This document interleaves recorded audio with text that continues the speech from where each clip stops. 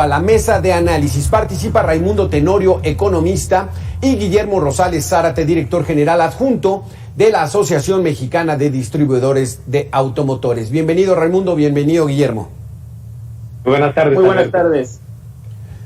La historia de nunca acabar. Nos llenamos de autos chuecos, de autos chocolates, de autos ilegales, de autos irregulares, y entonces el gobierno federal opta por: voy a hacer una buena obra, vamos a regularizarlos por 2,500 pesos. Guillermo, ¿qué trae de efecto inmediato el autorizar, legalizar estos autos? En lo inmediato, lo que está vigente en este momento es el anuncio del presidente de su intención de regularizar el contrabando automotriz. Nosotros no hablamos de autos chocolates ni hablamos de vehículos chuecos. Hablamos de contrabando automotriz porque esa es su justa dimensión y es el concepto que consideramos debe de aplicarse. También es preciso mencionar que el acuerdo que se publicó el pasado lunes 18 de octubre es solamente la manifestación del presidente de su instrucción a las dependencias del gobierno federal para que elaboren un programa de regularización de vehículos ilegales. No está en marcha la regularización. No se ha formulado el decreto, no se han elaborado las reglas que den pie a ese programa. Sin embargo, desde el simple anuncio que hizo el presidente, pues lo que hemos visto en la frontera es un incremento sustantivo en la introducción del contrabando automotriz ante el beneplácito de las mafias que lo ejecutan y, por supuesto, con la tolerancia, la connivencia, la complicidad de la burocracia aduanera que lo permite. Raimundo, ¿este contrabando es hormiga?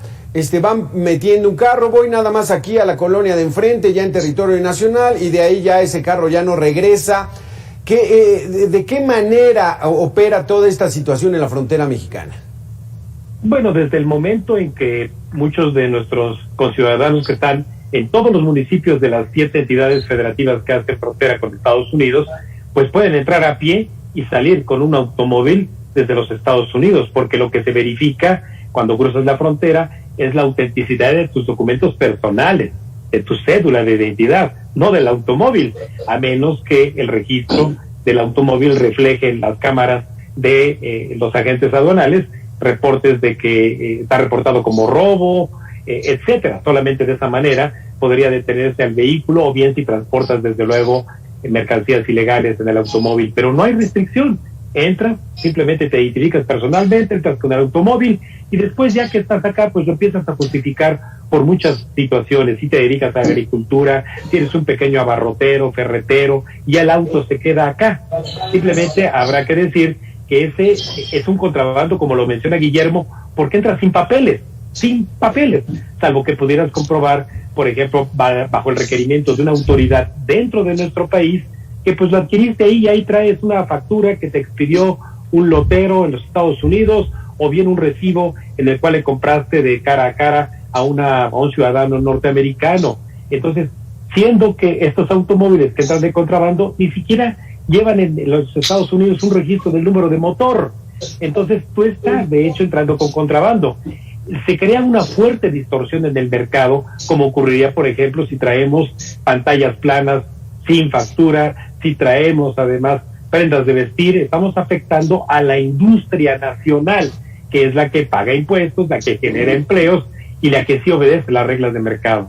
Es sobre todo eso, ¿verdad, Guillermo? Lo que bien dice Raimundo, en el asunto de los autos irregulares, ilegales o contrabando, como tú claramente los llamas, es como permitir que entrara ropa, que entraran zapatos y que se vendieran en León a precio mucho más accesible, zapato chino, por ejemplo.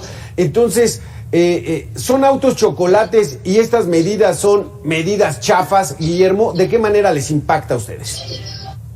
Nos impacta de manera directa en el costo de los vehículos usados, que se van a la baja de inmediato, y con ello la posibilidad de que la gente que quiere vender su vehículo usado para poder acceder a un vehículo de mejores condiciones en cuanto a antigüedad, no tenga el dinero justo por la venta de su unidad, y con ello se vea muchas veces ya en la imposibilidad de comprar un vehículo bien sea de modelo más reciente o llegando en la cadena hasta un vehículo nuevo. Quiero precisar, Alberto, sobre lo que comentaba Raimundo, en la forma en la que se introducen estos vehículos a nuestro país. No es contrabando hormiga, no es el señor campesino que se cruza a Estados Unidos o el abarrotero que vive en la frontera y que cruza para comprar un vehículo e introducirlo ilegalmente. Aquí de lo que estamos hablando es de mafias organizadas que acuden a las subastas especializadas en la venta de vehículos siniestrados. Son miles y miles de vehículos dados de baja a Sur Automotriz en Estados Unidos, que se exporta a países de África, de Centroamérica, lamentablemente de México, de forma ilegal, y como los denomina la Organización Nacional de la Organización de Naciones Unidas, países con debilidad institucional. Eso es lo que ocurre y no sería de ninguna forma posible si no se contara con la connivencia de los funcionarios públicos en aduanas que los dejan pasar por el cruce fronterizo y de los gobiernos estatales y municipales que permiten su venta en la vía pública, en lotes informales, a la luz del día, tal cual como está ilustrándose en las imágenes que están proyectando en este momento en tu programa. Raimundo, el argumento de que, bueno, es que la gente no puede tener acceso a un vehículo, mucho menos a un vehículo de último modelo, por eso se está haciendo esta benevolencia en el decreto para que así lo puedan hacer. ¿Es justificable esta situación? No, desde luego que no es justificable, porque entonces lo que querrá decir es de que porque tengo un bajo nivel de ingreso, por ejemplo 15,000 pesos, puedo salir entonces a comprar algo en el mercado de contrabando. Y esto porque lo hago para apoyarme y transportar a mi familia, llevar a los niños a la escuela. No, hay millones de mexicanos que hacen el esfuerzo por llevar a sus hijos, por acudir a comprar sus insumos personales en camión, ¿sabes? Y también en transporte, obviamente, del vecino o en el transporte del hijo, de la hija. No es cierto, no es justificable. Como no es justificable el argumento de que se va a recaudar una cuota aproximadamente de 2,500 pesos, una cuota cómoda para que esa familia de bajo ingreso pueda tener su automóvil y que esos recursos se queden en los municipios de la frontera para bacheo. No es cierto, es un engaño. Esos recursos fiscales que se captaría no son participables, es decir, se quedan como una cuota de regularización federal, pero no son recursos participables porque se estaría violando justamente la ley de coordinación fiscal y también el presupuesto de egresos de la federación. Así que en esa incontinencia verbal que tiene el presidente López, la verdad es que hace una cantidad de promesas incumplibles en lo legal. Guillermo, este impacto que tiene directamente con la industria de distribuidores de automotores, ¿ya lo tienen estimado ustedes? ¿Cuántos vehículos ilegales se estima que hay en estos momentos en los estados fronterizos de México y cuánto es el estimado de impacto económico que hay para la industria? El mayor problema de la circulación de los vehículos ilegales se concentra en la frontera norte. Es una cifra negra, estamos hablando de contrabando, y por lo tanto no tenemos un dato cierto de cuántos se encuentran presentes en el territorio nacional. Una estimación muy somera que hemos realizado apunta a que puede haber alrededor de 1 millón de unidades en todo el país. Insisto, está muy concentrado en lo que toca a la frontera norte. Hay algunos enclaves dentro de Michoacán, dentro de Guanajuato, Durango, San Luis Potosí, pero de ninguna manera es un problema que justifique extender la regularización a todo el territorio nacional. No lo justifica ni siquiera para la franja fronteriza por todo lo que hemos comentado, pero mucho menos aún hacerlo a todo el país, extendiendo el impacto negativo. Para ponerlo en contexto, cuando se dio la regularización que ya hacían alusión del presidente Vicente Fox, representó una caída cercana al 40% de las ventas de vehículos en México en un horizonte de 3 años que estuvo impactando esa regularización decretada por Fox. Raimundo, te damos la despedida. Muchísimas gracias por haber estado con nosotros, Raimundo. Y como bien dices, esta medida lo único que hace es beneficiar a bandas organizadas. Raimundo, esto es, digamos, una incongruencia total. Así es. Y mira, simplemente para cerrar, usted si nos está escuchando en la frontera o aquí en el estado vecino de Michoacán y Guerrero, donde hay muchos de estos automóviles de contrabando, cuídese mucho de no chocar, no tener un contratiempo de tránsito con estos autos que no están regularizados, porque nadie le va a responder por los daños en su vehículo. Muchísimas gracias por haber estado con nosotros, Raimundo.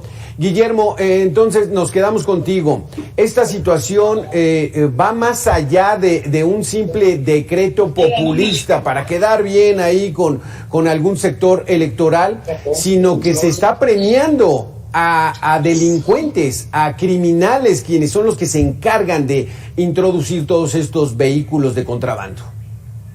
Ese es nuestro diagnóstico, Alberto, y da al traste con lo que ha sido el principal objetivo enunciado por el presidente López Obrador como eje rector de su gobierno, que es la lucha contra la corrupción. Por el contrario, se estará castigando a las familias que han hecho un esfuerzo importante para trabajar, para poder sufragar la adquisición, la utilización de un vehículo legal. Se estará alentando a que socialmente se vea como algo favorable, positivo, la adquisición de contrabando, y además se está dejando de lado lo que debe de ser la responsabilidad del Estado de asegurar la movilidad, el derecho a la movilidad con el eje del transporte público, un sistema de transporte público integral y no como que sea autos privados procedentes del basurero automotriz de Estados Unidos que estén sustentando el transporte y la movilidad de las familias. Guillermo, eso que dices es verdaderamente grave. El mensaje que se da a las nuevas generaciones es: no importa si traes algo ilegal, al rato se regulariza. Entonces, pues puedes comprar películas piratas, zapatos chinos de a 10 pesos, ropa que también entre de contrabando. Pues bueno, se justifica por el poco recurso que pueden tener algunas de las familias, pero también incluso gente que tenga el poder adquisitivo, pues bueno, encuentra una basurita más o menos en buenas condiciones y lo adquiere. Muchas veces por desconocimiento de las condiciones en las que se encuentran estos vehículos, ya que después del trabajo de maquillaje que se les da, aparentemente pudiera lucir muy atractivo y sobre todo con precios de chatarra. Yo por eso hago un exhorto a todas las familias para que tengan mucho cuidado cuando depositen sus ahorros en la adquisición de un vehículo procedente de Estados Unidos. Los invito a que de manera independiente vean en internet cómo se llevan a cabo las subastas de vehículos que proceden de los siniestros, y podrán darse cuenta el riesgo en el que se encuentra la vida humana, por supuesto sin desdeñar los impactos al medio ambiente, y todo como consecuencia de una política pública que prohija el delito y la corrupción. Estamos en este momento viendo cómo hay una situación muy difícil para los pequeños negocios, para los profesionistas, para los trabajadores, de salir adelante de esta crisis económica en la que nos ha sumido la pandemia de COVID-19. Y por otro lado, en lugar de tener estímulos a la inversión, pues lo que estamos viendo es una exacción mayor en impuestos a los contribuyentes cautivos, y por otro lado se está premiando a la ilegalidad, se premia el contrabando y se premia la corrupción.